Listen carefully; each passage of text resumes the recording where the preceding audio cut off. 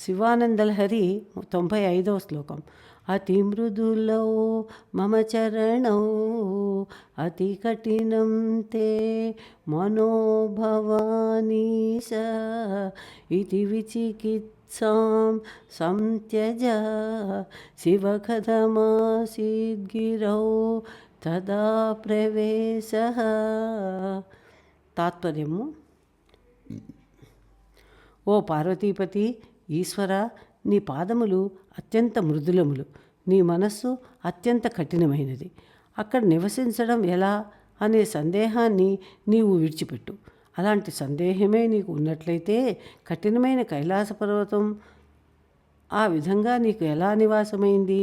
కైలాసంపై నీవు నివాసం ఎలా ఏర్పరచుకున్నావు అని తాత్పర్యం. వివరణలోకి వెళితే శంకరులు ఈ శ్లోకంలో ఈశ్వరుణ్ణి గట్టిగా నిలదీశారు. ఓ ఈశ్వర, నీవు నీ పాదాలు చాలా మృదువుగా ఉంటాయని, నా హృదయం కఠినంగా ఉంటుంది కాబట్టి అటువంటి కఠినమైన హృదయంలో విహరించడం నీ వల్ల కాదని ఏదో వంక పెట్టి తప్పించుకునే ప్రయత్నం చేయకు. నా హృదయం కఠినము అన్న మాట నిజమే, కానీ నీవు నా హృదయం కంటే కఠినంగానూ కర్కశంగానూ ఉండే కైలాస పర్వతాల రాళ్లపైన గుట్టలపైన నీ భార్య గౌరమ్మను కూడా వెంటేసుకుని నీవు ఈ పాదాలతోనే తిరుగుతున్న సంగతి నాకే కాదయ్యా, అందరికీ తెలుసు, లోకంలో అందరికీ తెలుసు. కాబట్టి అలాంటి సాకులు చెప్పి తప్పించుకోవద్దు. నా కోరికను మన్నించి నా హృదయంలో విహరించు అని శంకరులు శివుణ్ణి కాస్త గట్టిగానే నిలదీసి అడిగారు. శంకరుల కోరికలోని రహస్యతత్వం అసలు ఈశ్వరుడు తన మనస్సులో కాలు మోపితే ఆ ప్రదేశము సహజ కాఠిన్యాన్ని వదిలి మృదుత్వాన్ని కోమలతను పొందుతుంది, పవిత్రతను సంచరించుకుంటుంది. అప్పుడు శివునికి పార్వతీమాతకు కూడా తన హృదయము విహారయోగ్యమే వాసయోగ్యమే అవుతుంది అని. ఇదే గ్రంథంలో 80వ శ్లోకంలో ఇదే భావాన్ని మరో రకంగా చెప్పారు. అక్కడ తన వంటి కఠినమైన మనస్సు గల భక్తుడు ముందు ముందు పుడతాడని, అప్పుడు అతడి కఠిన హృదయంలో తన మృదు పాదాలతో తాను సంచరించవలసి వస్తుందని తెలిసిన శివుడు ముందుగానే ఆ భక్తుడు పుట్టడానికి ముందే కఠినమైన కైలాస పర్వత శిలా ప్రదేశాల్లో నాట్యం చేయడం అలవాటు చేసుకున్నాడని చెప్పారు. కవి సార్వభౌములైన ఈ శంకరులు ఎంత చమత్కారంగానైనా విషయాన్ని చెప్పగల సమర్థులు కదా. ఇక పాదార్థంలోకి వెళితే అతి మృదులౌ మమ చరణౌ. మమ చరణౌ అంటే నా పాదాలు, అతి మృదులౌ అనగా చాలా మృదువైనవి, సున్నితమైనవి అని. శివుడు ఇలా అనుకుంటున్నాడట, తన పాదాలు చాలా మెత్తనివి అని. అతి కఠినం తే మనః.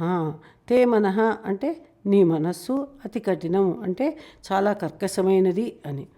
ఈశ్వరుడు ఇంకా ఇలా అనుకున్నాడట, ఈ భక్తుడి మనస్సు చాలా కఠినమైనది, ఈ భక్తుడు నన్ను హృదయంలోకి వచ్చి అక్కడ ఉండమంటున్నాడు, తీరా చూస్తే నా పాదాలు మెత్తగా ఉంటాయి, ఈ భక్తుడి మనస్సు చాలా కఠినం కదా అని ఈశ్వరుడు అనుకున్నాడట. భవానీశ ఇతి విచికిత్సాం సంత్యజ. భవానీశ అంటే భవానీ ప్లస్ ఈశ, భవానీదేవికి ప్రభువైన ఓ ఈశ్వర అని పిలుపు. భవానీ అంటే భవుని భార్య పార్వతి, భవుడు అంటే శివుడు. మొత్తంపై భవానీశ అంటే పార్వతీనాథ అని సంబోధన. విచికిత్సాం అంటే సందేహాన్ని, సంత్యజ అంటే విడిచిపెట్టు అని. శంకరులు శివుణ్ణి ఏ సందేహాన్ని విడిచిపెట్టమంటున్నాడో పరిశీలిద్దాం. తన మృదుపాదాలతో కఠినమైన మనస్సు గల భక్తుని మనస్సులో ఎలా సంచరించడమా అనే సందేహాన్ని విడిచిపెట్టమని శంకరులు శివుని కోరారు. శివకథమాసీత్ గిరౌ తదావేశ. శివ అంటే ఓ ఈశ్వర, గౌరీ అనగా ఆ కైలాస పర్వతమందు అని భావం. తథా ఆవేశ అనగా అలా నివసించడం, కథమాసీత్ అనగా ఎలా జరుగుతుంది అనే ప్రశ్న. శంకరులు శివుని ఇలా ప్రశ్నిస్తున్నారు, ఓ స్వామి, నీవు నా కఠినమైన మనస్సులో నీ మెత్తని పాదాలను ఎలా మోపాలి అని సందేహిస్తున్నావు కదూ. ఎందుకయ్యా నీకు ఆ సందేహం? ఏమంటావా? నీవు కైలాస పర్వతం కొండలపై నడుస్తూనే ఉన్నావు కదా. కైలాసం బండరాళ్లపై నడిచే అలవాటున్న నీకు నా కఠినమైన మనస్సులో సంచరించడం ఏమాత్రం కష్టం కాదు కదా అనే శంకరుల బుద్ధి చాకచక్యమును గమనిస్తే మనం ఆశ్చర్యపోక తప్పదు. 95వ శ్లోక విశ్లేషణ సమాప్తం. ఓం నమ శివాయ.